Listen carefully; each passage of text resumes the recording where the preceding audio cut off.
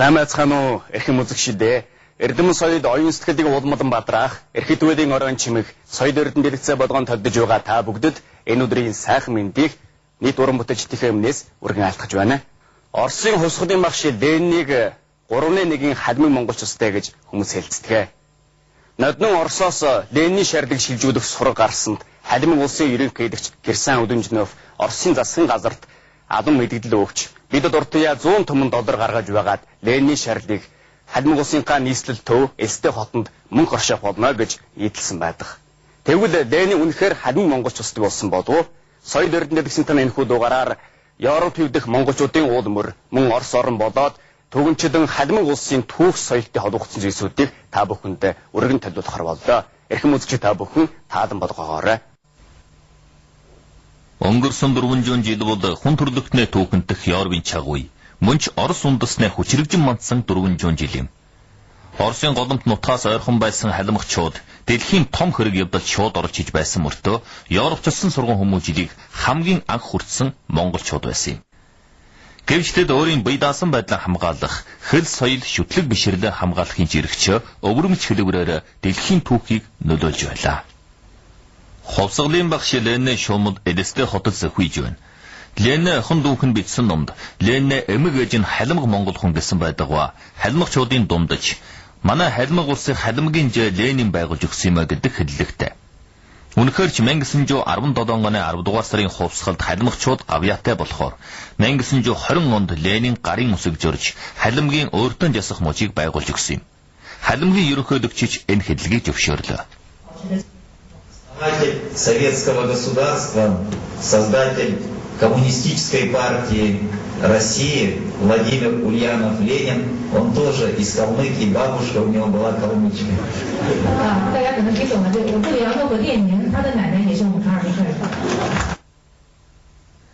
Халимгууд зөвхөн хувьсгалч буюу дайчид төдий биш. Тэд өнөөдөрт хүрсэн нь өөрийн өв соёлын нандинаа хадгалсантай шууд холбоотой. Бид халимг улсын музейд халимгийн Монгол гэр ба гэрийн мэдлэлийг харлаа.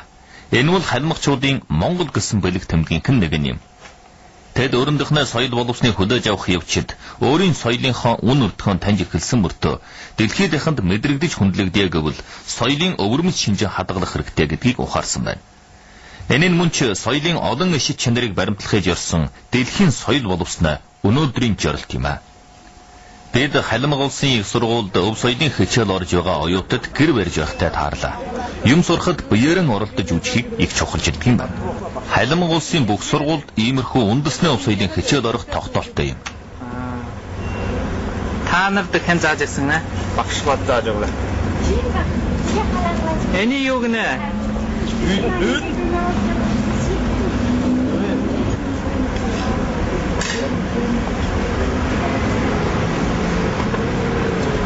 Энэ халимгууд бол орчин эргэндэн бүр ондоо юмсан байна. Мусульман, исламын шашиндан байна, христосийн шашиндан байна. Дундын бол яг нэг мөрний тойл шиг халимгууд буддийн шашиндан байна. Ийм нэг орчин байдлаар 400 шахан жилийн турш ингэж ерөнхийдөө соёл, уламжлал энэ чараад юуса хадгалж үлдэн гэдэг бас их амаргүй юм аа. Ингээд бодох. Халимгууд хэвийн чай уухан болсон ч дээдүүд нь ийм чай идэж байсан гэдгийг зааж байлаа. Тэгээд өдөрний хэвэн модонд могоо хэвнийг түлээдлээ гэж. Атгүй кемнэрнэ босоо гэж. Хар бүртэ байж. Могой хөвгүн гэдэг үлгэр ярихын төлөө энэ оюутан залуу шарилж хиймэл могойж үлгэр гаргах хэлийг бас бэлтгэсэн байна. Тэр шарилжин зааттай нэг могоо юм.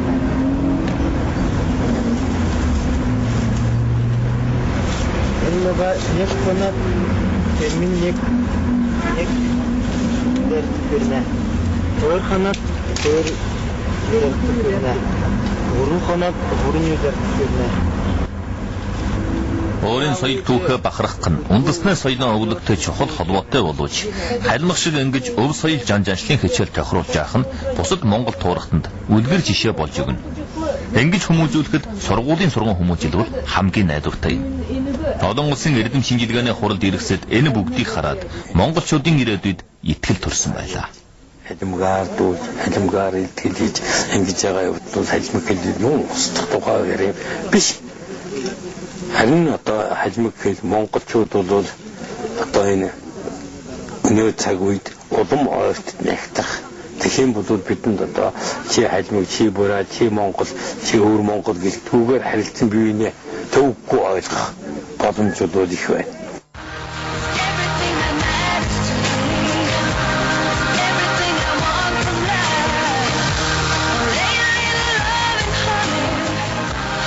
Хэдийгээр халимгууд өөрийгөө монгол биш халимг гэж ярих нь олон боловч энэ нь оросчуудын монголчуудыг жайдуулах бодлогын нэг бөгөөд халимгуудыг монгол нутагтаа буцах санааг нь өн нүрд орхиулахын төлөө байжээ. Гэтэл халимгийн эрдэмтэд өөрийнхөө монгол гэдгээ айлт мэдсээр ирсэн мөртөө одоо хүртэл мэдэрсээр байна. Эднийг халимгад сурвалжилж байхад өөрийнхөө ахан дүүстэйгээ нэгэн адил харж хандсан хүн олон байсан. Халимаг их сургуулийн багш Чагаан бол тийм хүмүүсийн нэг байсан юм аа. Манай баярлалаа.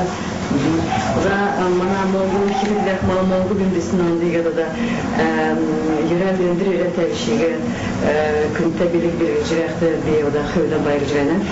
Одоо таната эндрээс манай энэ халимаг хэлийг цааны рүүжих тийм удаа сэтгэлэн басатанд мэдэж байна. Хөвдөндөө чигээр хоорноо нэг бата заавал дээрж манай авдрах монгол хэлийг сайхан сөйлгээд хамтгээд өрж явах гэдэг зүйл. Халимаг монголчуудын хөл соёлыг сурвалжилж судалж явсан өвөр Монголын их сургуулийн дэд жахрал хөгжилтийн сэтгэгдэл бидэнтэй адилхан байсан юм. Хөрөлдөгийн мөрөөр хөрөлдөр анх удаа мэдээж байгаа. Гэвч тэдний хэрэг би бүр гэрэж байгаа. Хаяа нэг бүгдээр одоо гэрэж байгаа орсчэлөө юм уу? Хаяа нэг бүгдээр отгээд байгаа юм уу юм шиг. Үнцнээр би бүр гэрэж байна. Энэ талаас нь зүгээр жаншилын талаар Монголтай адил надад нэг чи өөр нутаг өөр үндэстэн өөр аймагтай болсон юм төрөлтөн юу байхгүй. Халимгчууд одоо Монгол улсын хэрэгжилж байгаа слав шагаан толгойтой халимг үсгийг хэрэглэхийн хамт тод Монгол үсгэн сэргээж байна.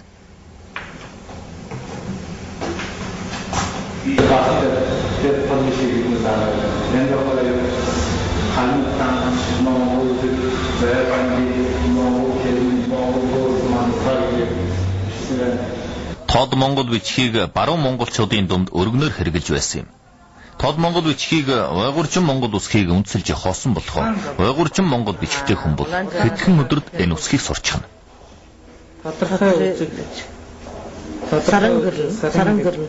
Заавал бид нөдөө өдөр бүрийн хоорондоо ярихтай халимг хэлээр дандаа ашиглахыг хүсэх ёстой. Хамгийн чухал одоо Ахмад улс настайчуд багчуудыг дасгах, багчуудтай үлгэр жишээ болох өөрийнхөө төрсөн хэлээр ярих өдөр бүр гэрт одоо гудамжаар явахта сургуулийн газруудтай албан газруудтай хаанач халимг төрөл хэлээр ярихыг хичээх хүсэх ёстой.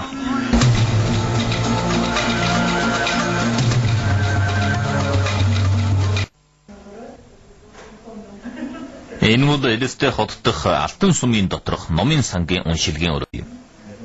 Түүхэн дээр сум хийдэн монголчуудын соёл боловсролын төв болж байсан боловч ийхүү 21-р зуунд хүртэл халимг монголчуудын соёлын өвийг хадгалах уламжлах нэгэн өртөө болсоор байгаа нь хүмүүсэд гүнжгий сугдал үлдээн.